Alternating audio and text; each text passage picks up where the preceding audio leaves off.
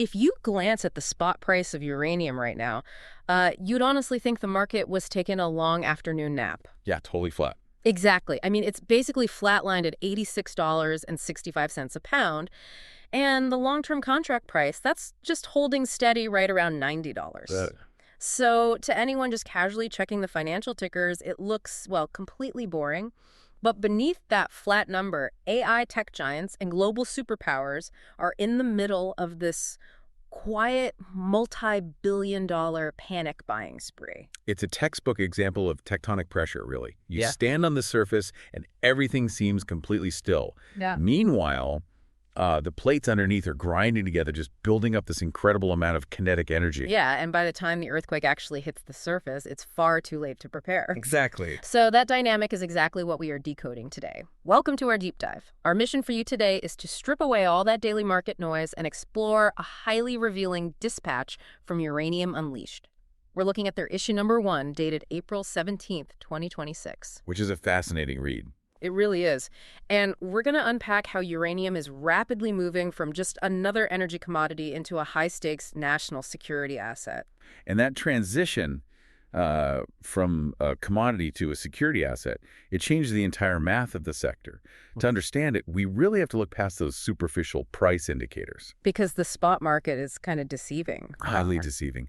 The disconnect between a flat spot price and this booming market sentiment exists because the spot market for uranium is notoriously opaque. And it's thin. You know, unlike oil or copper, where millions of barrels or tons are traded every single day on open exchanges. Right, where anyone can just look at the screen and see the volume. Exactly. But uranium is heavily driven by multi-year, highly confidential contracts between mining companies and nuclear utilities. So a utility company that's running a nuclear power plant, they aren't logging onto a brokerage account every morning to buy that day's fuel. No, not at all. They're locking in their supply for like 2030 or 2032. They have to. I mean, you cannot simply turn off a nuclear reactor because you missed a fuel delivery. But the daily spot price, it's often dictated by very small, immediate transactions. Like maybe a hedge fund is liquidating a position or a trader is moving a small surplus. Right. It just doesn't reflect the underlying structural demand.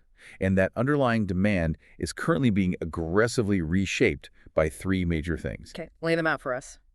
First, accelerating timelines for SMRs. Those are small modular reactors, which are essentially factory-built plug-and-play nuclear plants. Second, a sudden urgency in long-term utility contracting. And third, a global scramble for supply chain dominance. Which brings us to the hook of this dispatch. The report uses this proprietary metric called the HLRVI sector rating. And right now, it is sitting at a plus 18.4, which they label a bullish divergence. Which is a huge signal. Right. The physical price isn't moving, but the underlying sentiment is just boiling.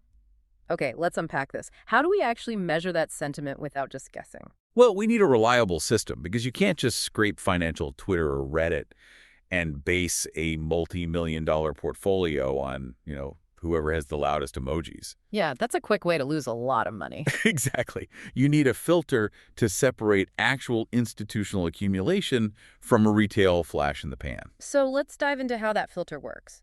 The report outlines this HLRVI 2.0 framework, and it scores major uranium players on a scale of -50 to +50. Right, with 0 being completely neutral. And anything above a +30 means you are looking at severe momentum with real institutional money backing it. But anything below -20 is basically a flashing red warning light. And the model calculates that score by balancing 3 specific pillars.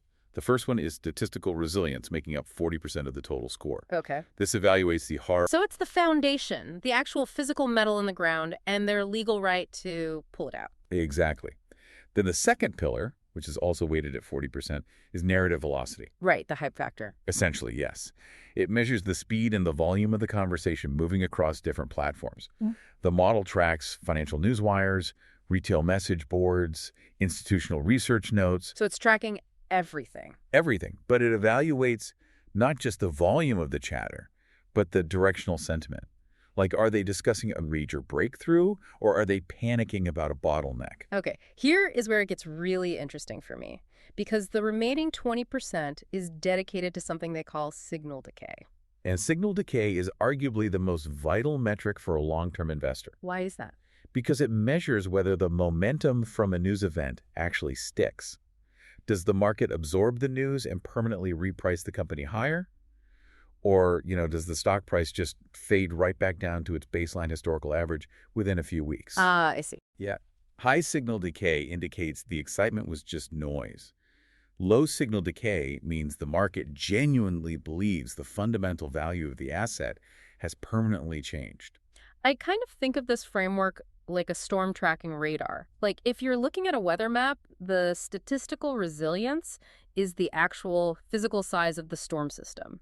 The narrative velocity is the wind speed. I like that. And that signal decay, that tells us if the storm is going to hit land and actually reshape the coastline, or if it's just going to fizzle out harmlessly over the open ocean. That's a perfect way to look at it. So if you're tired of getting burned by single-day stock hype, this is exactly the kind of lens you need. And what's fascinating here is the analysts are explicitly clear about the model's limitations, too. Right. It's not magic. No, it operates strictly as a behavioral and fundamental tracker. It does not predict black swan events. Like what? Well, if a reactor suddenly experiences a critical failure, or an overnight geopolitical shock closes a major shipping lane, the model won't see it coming. It tracks human and institutional patterns, not unpredictable catastrophes. So it's a compass, not a crystal ball. Exactly. Okay, so with the radar calibrated, let's look at the heavyweights actually lighting up the board. The number one spot goes to Kazatomprom, trading under the ticker KAP. They are holding an unprecedented plus 34.2 score. Which classifies them under sustained accumulation. Right. So what's driving that massive score?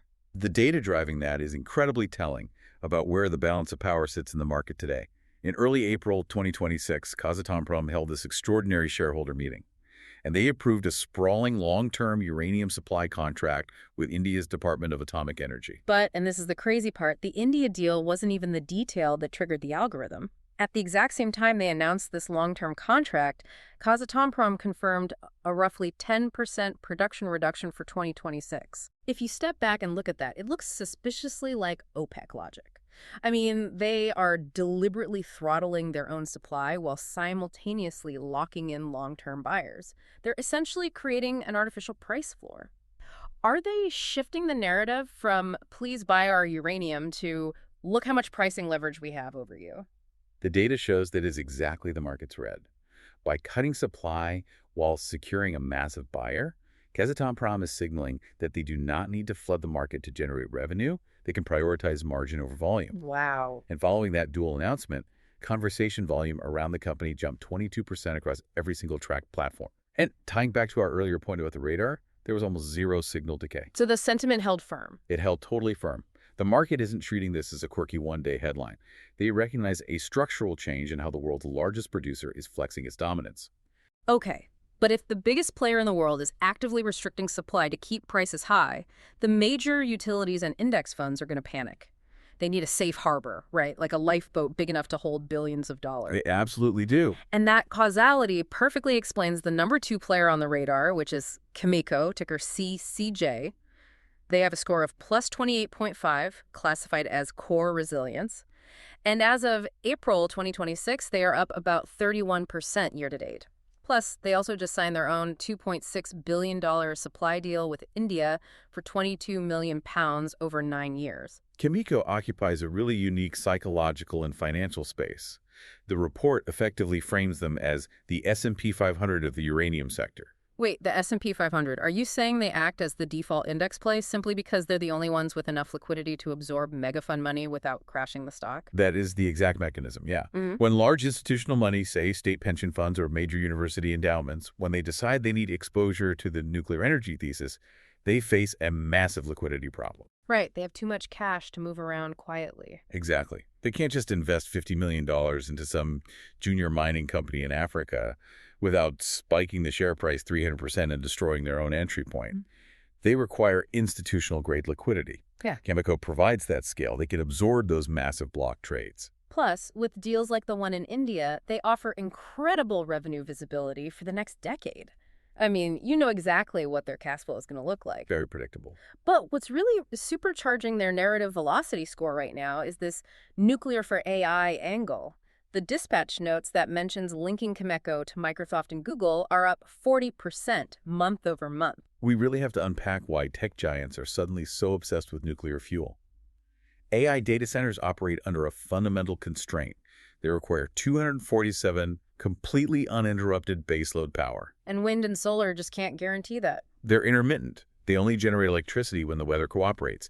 You cannot run a billion-dollar AI training model on a power grid that might brown out just because it got cloudy. Right. Nuclear is the only clean energy source capable of delivering continuous, heavy baseload power.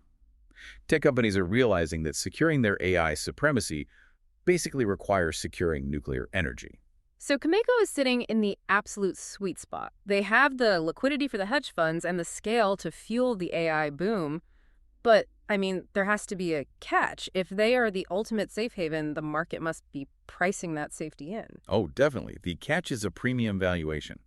Because Cameco acts as the ultimate safe haven, their stock trades at a much higher multiple relative to their current earnings, especially compared to smaller, pure-play exploration companies. So investors are basically paying a premium for a good night's sleep. Exactly. And that premium creates a natural ceiling on how explosive the stock's upside can be, at least compared to a risky junior miner that suddenly strikes a new deposit. That makes sense. Now, both Kazatomprom and Cameco signing these decade-long deals with India, that is not a coincidence. It links perfectly to the central thesis of the Uranium Unleashed dispatch, which they call the sovereignty shift. The sovereignty shift is such a crucial concept. Historically, the uranium market was dictated by utility companies operating on very strict unit economics. Like finding the cheapest possible fuel. Right.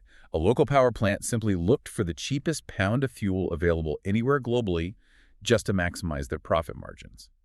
But that era is over. Today, we are seeing the sovereignty shift play out, where sovereign governments are stepping in to secure uranium as a strategic national reserve. They're buying for survival, not for margins. Exactly. And you can see the shift mapped out dramatically in the report's jurisdiction risk map.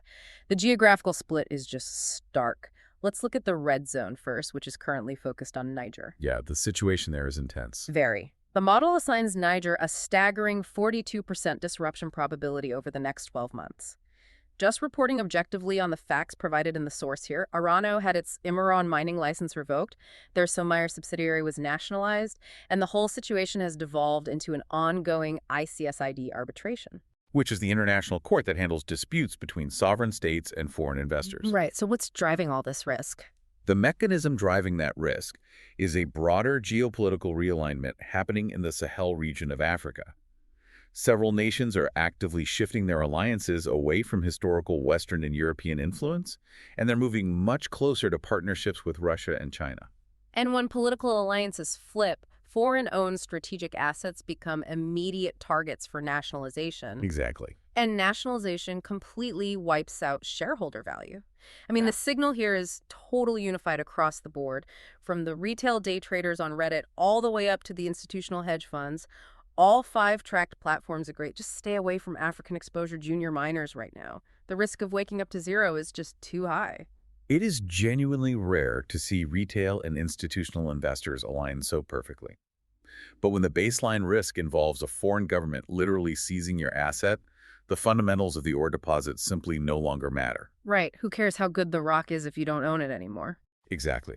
And that flight from risk explains the immense capital flowing into the other side of the map. The safe haven. Which brings us to Canada.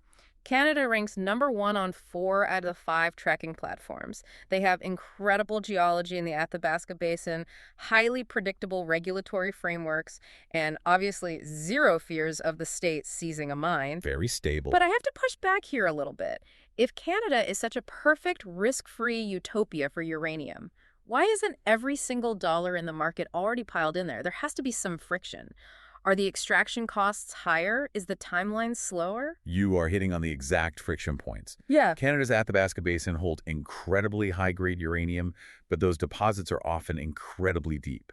They require technically complex, multi-billion-dollar underground engineering to extract. Oh, so it's not just scooping it off the surface. Not at all. Furthermore, navigating Canada's rigorous environmental and Indigenous consultation processes takes years.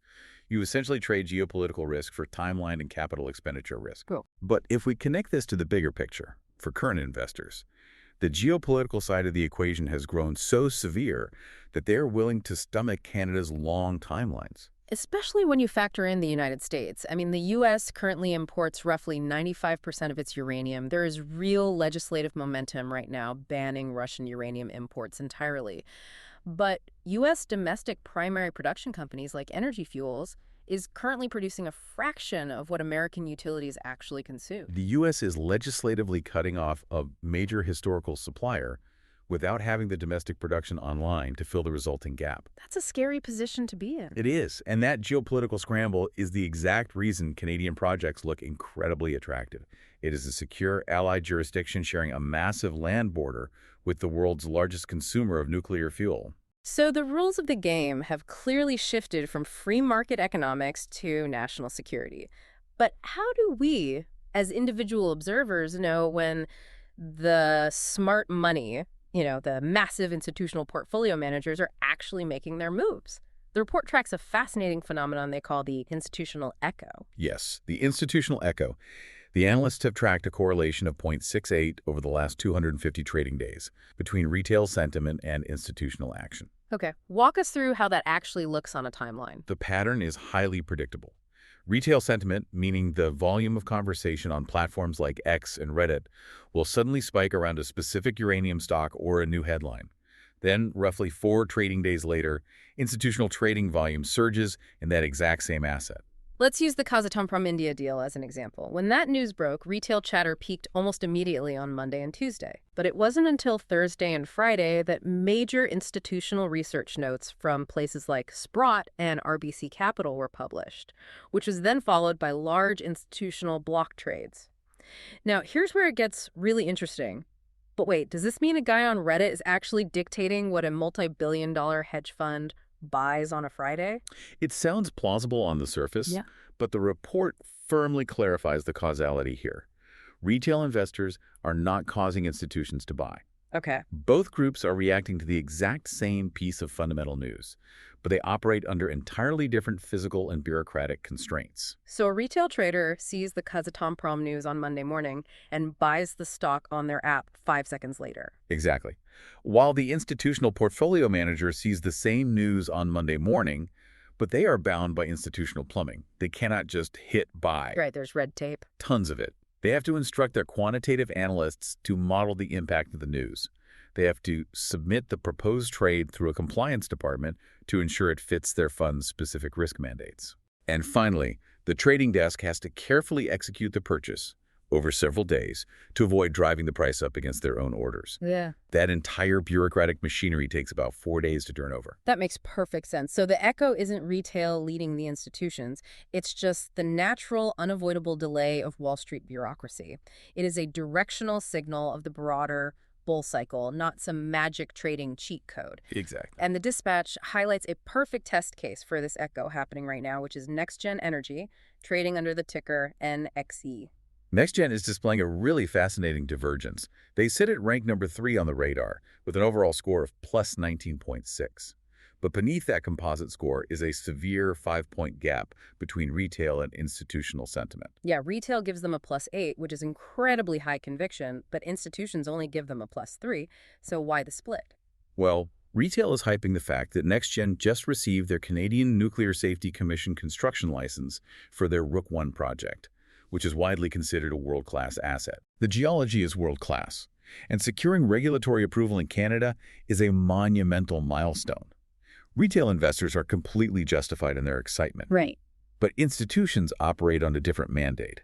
A construction license is merely a piece of paper. Building a deep underground mine in Saskatchewan requires billions of dollars in upfront capital. Institutions are sitting at a +3 because they are waiting to see the actual CapEx financing package drop. Because having permission to build a mine doesn't actually put uranium in a barrel until you have the billions of dollars to sink the shaft. Exactly. Therefore, the takeaway for anyone tracking this is to watch NexGen closely. If they announce a finalized financing package, securing the actual capital to build the mine, watch the timeline. If institutional analyst upgrades and high-volume block trades follow within 4 trading days, you are watching the institutional echo fire in real time. The gap between retail and institutional sentiment will just slam shut. So, what does this all mean for you? If you're listening to this and wondering, Why does a nationalized mine in Niger or an SMR data center in California matter to my portfolio? It comes down to a few core takeaways. The supply gap in uranium isn't just a talking point, it is a mathematical reality. Yes. The smart money is adapting to the sovereignty shift. They are actively abandoning high-risk red zones where foreign governments might seize assets, and they are moving heavily into safe jurisdictions like Canada. They're backing major producers who have actual pricing power and are locking in these decade-long contracts. And they're executing these structural shifts while the surface-level spot price remains deceptively flat. Right. And the report leaves us with a clear timeline to validate all of this. Keep a close eye on the Q2 earnings reports from these major players. Historically, in previous uranium bull cycles, if this kind of strong underlying sentiment holds firm, the analysts suggest we could see a real test of 52-week price highs by Q3 of 2026. This raises an important question, though, one we really haven't addressed yet. What's that? We've talked extensively about how countries are panic buying uranium to secure their AI infrastructure and their power grids, basically treating it like a strategic national reserve. Right, moving it from a global commodity to a matter of national security. But what happens to the global energy landscape if a major, historically safe-producing nation decides that its own domestic energy security is simply too vital to risk? Wait, what do you mean? What happens if the AI power demands in North America become so immense that a country like Canada or the U.S. decides to cap or even outright ban the export of their own domestic uranium, even to their historical allies? Oh, wow. If they feel they need every single ounce just to keep their own tech sector running. If the sovereignty shift reaches its logical extreme, where domestic technological survival trumps global free trade, the open market for uranium as we understand it today might simply cease to exist. That is a fascinating and honestly slightly chilling thought to end on. It brings us right back to the beginning. You look out at the daily spot price, and it looks like a calm, flat landscape. But underneath, the geopolitics, the tech sector power demands, the institutional positioning, those are tectonic plates. And the pressure is building. It really is. Thank you so much for joining us on this deep dive. Stay curious, watch the underlying mechanisms, and we will catch you next time.